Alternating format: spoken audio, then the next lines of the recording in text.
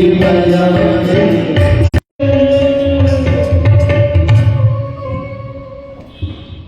भगवान ने हस्तिनापुर से द्वारिका को प्रवेश किया, प्रस्थान किया।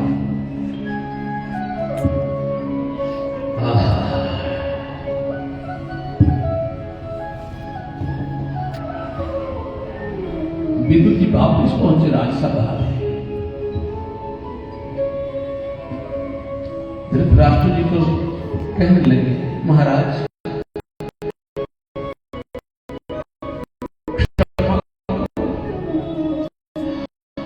आज जो व्यवहार किया तुम्हारे पुत्र ने भगवान के साथ, इतना बड़ा बलबोड़ापन, इशारे से सृष्टि में प्रलय हो जाता है, उसके सामने ये कहना कि युद्ध के बगैर मैं सुई की नोक जितनी भूमि नहीं दूंगा। लगता है आपके घर में कलयुग ने अवतार ले लिया है दुर्योधन के रूप में। महाराज अभी भी संभल जाइए, समय आपको क्षमा नहीं करेगा, भविष्य आपको क्षमा नहीं करेगा। जिनका हिस्सा बनता है उनको यथार्थ रूप में दीजिए और अपने यश को बचाइए। दुर्योधन के साथियों ने दुर्योधन को ये समाचार दे दिया, तुम्हारे पिता को भड़काया जा रहा था तुम्हारे विरोध में और विदुर जी के बारे, और विदुर जी के ऊपर पूरा क्रोध आ गया दुर्योधन के हृदय में। क्यों चिपके बैठे थे राज दरबार के साथ? अगर आपको पांडवों का पक्ष लेना है तो प्रत्यक्ष में हो जाइए, पांडवों के पक्ष में चले जाइए। मुझे मंत्री का पद मिला है, मंत्री राजा की आंखें होती हैं,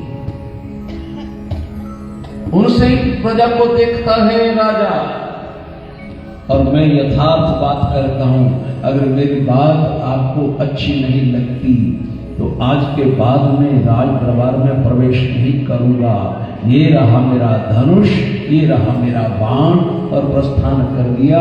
सुखदेव भगवान कहते हैं चले गए विदुर जी वहां पर, लेकिन ध्यान देना विदुर जी अकेले नहीं गए, उनके साथ कौरवों का पुण्य भी साथ में चला गया। कौरव पुण्य लब्धा।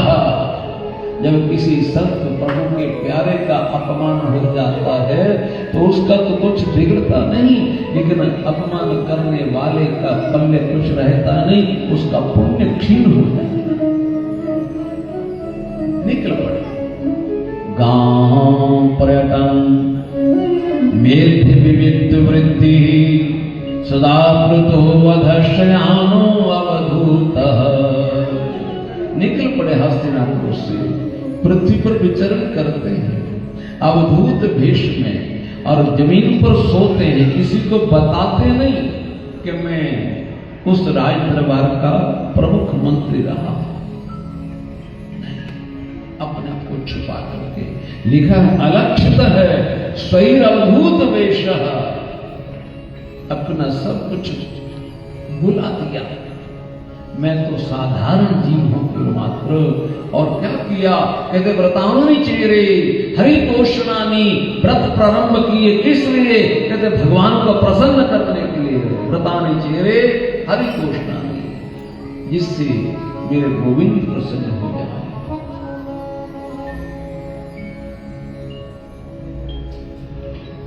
इधर बहुत समय तक ये क्रम चलता रहा।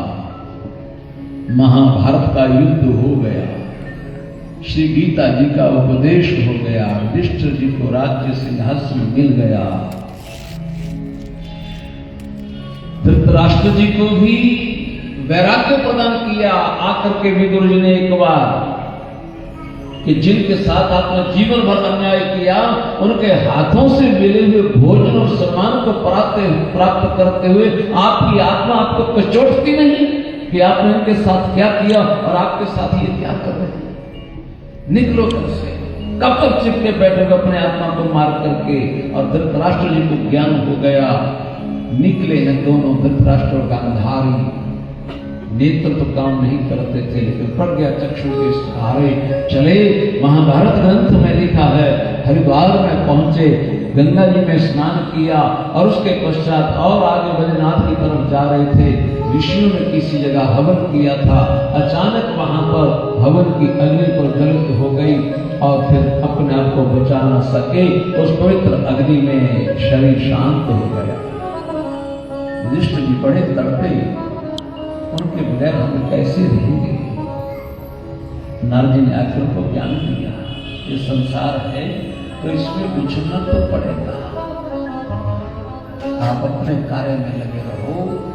आपके साथ उनका मिलना जुलना इतना ही था। फिर निकल गए उपदेश देकर के विदुर जी वहां से। बहुत समय तक उधर प्रभु ने अपनी लीला को समेट लिया था और लीला को समेटते समय जो ज्ञान उद्धव जी को दिया था, मैत्री मुनि उनके साथ विराजमान थे, उस ज्ञान के समय उन्हें विदुर जी को भी याद किया और उद्धव जी को कहा कि मैं अपनी लीला को समेट रहा हूं, मेरी पादुका लेकर के बद्रीनाथ धाम में चले जाना। उससे पहले एक काम मेरा आपको करना है। मेरा विदुर मिलेगा तुम्हें, वो तीर्थ यात्रा में निकला हुआ है, वो एक ना एक दिन ब्रज में जुड़ आएगा, ब्रज में आकर की यात्रा संपन्न होती है।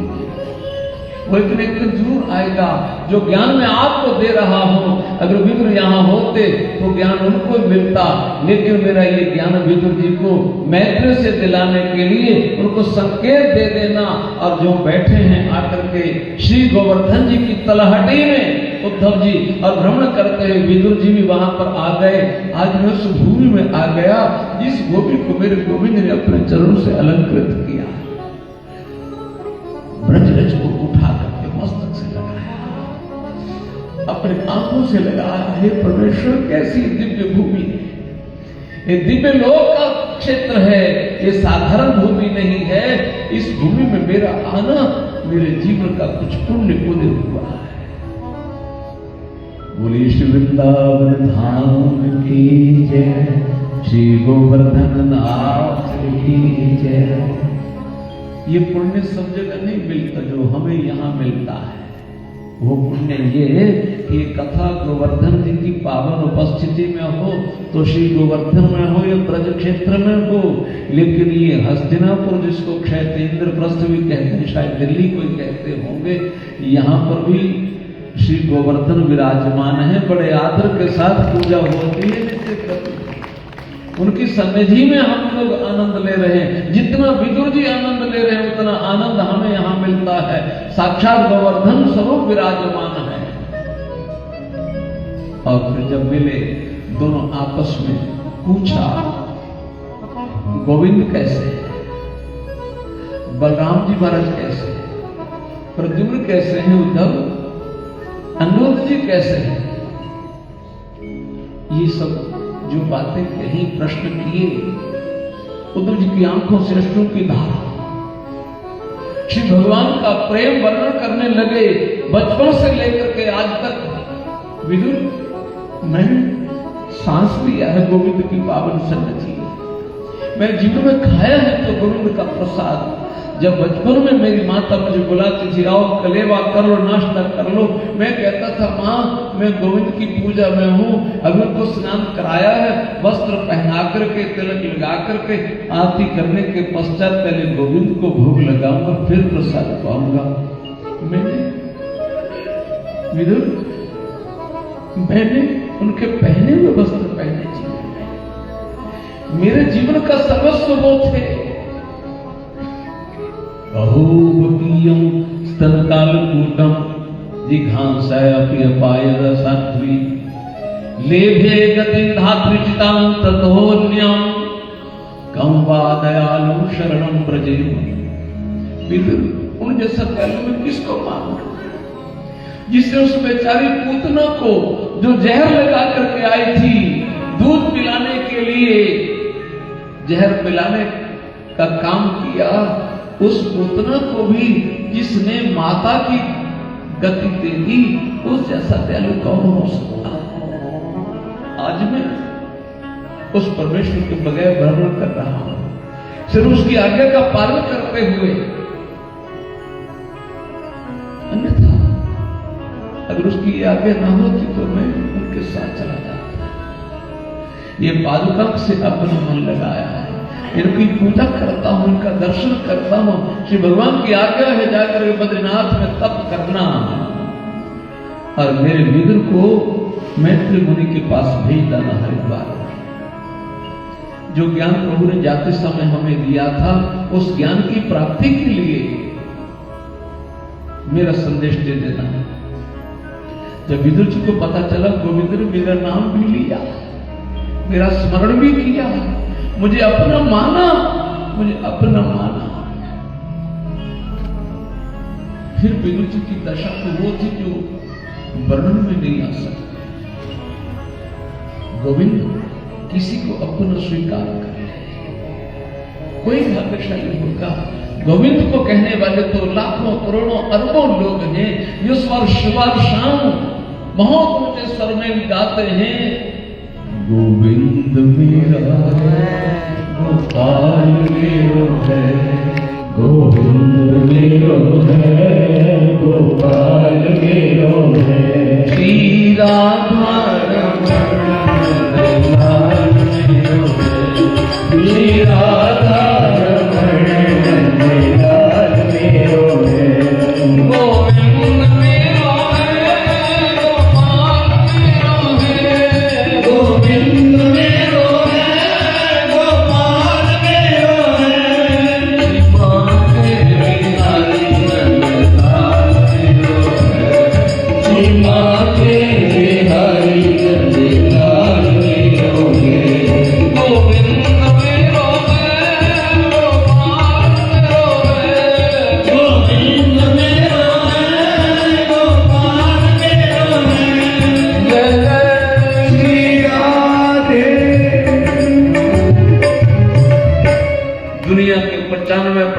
लोग तो बोलते हैं पुत्र मेरा है, पत्नी मेरी है, पिता मेरा है, माता मेरी है, बंधु मेरे हैं, रिश्तेदार मेरे हैं, जीजा मेरे हैं, बहन मेरी है, मामा मेरे हैं।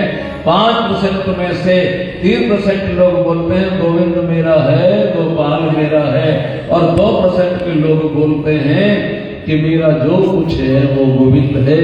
उन 2% में से किसी एक के प्रति ठाकुर का ध्यान आ जाता है। गीता जी में लिखा है, मनुष्याणाम सहस्रेषु कश्चित् यतति मां सिद्धये। हजारों मनुष्यों में से कोई एक होता है जो मुझे प्राप्त करने के लिए प्रयास करता है।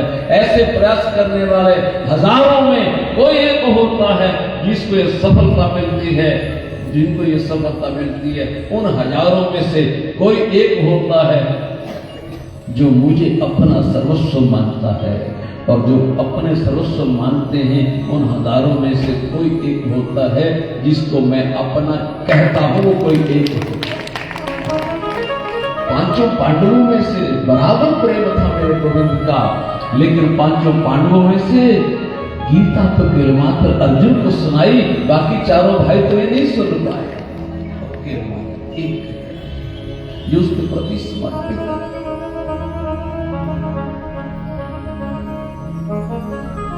प्रस्थान किया। संकेत पाकर के विदुर जी पहुंचे जाकर के हरिद्वार में कुशा घाट, ब्रह्मकुंड के साथ, जिसे हम हर की पौड़ी बोलते हैं, उसके साथ ही गंगा जी की धारा के साथ साथ लगभग आधा किलोमीटर और नीचे जाएं, उस जगह का नाम है कुशा घाट। श्री हरिद्वार में 5 स्नान मुख्य हैं। पहला हरिद्वार का ये ब्रह्मकुंड का स्नान, हर की पौड़ी का। दूसरा स्नान है कुशा घाट का। तीसरा स्नान है कंखल का। चौथा स्नान है विनिकलेश्वर का, और 5वां स्थान है नीलधारा का, जिस क्षेत्र में हमारे पूज्य श्री महाराज जी ने आश्रम बना करके रखा है, बाबा गुरुधाम वेदाश्रम सप्त सरोवर का क्षेत्र, उसे नीलधारा का।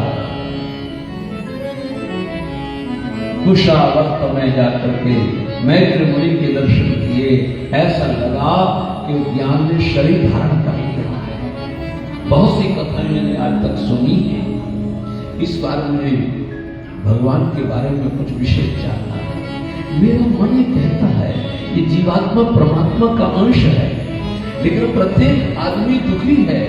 मैं सोचता हूं कि जीवात्मा परमात्मा का अंश भी हो और दुखी भी हो, ये कैसे हो गया?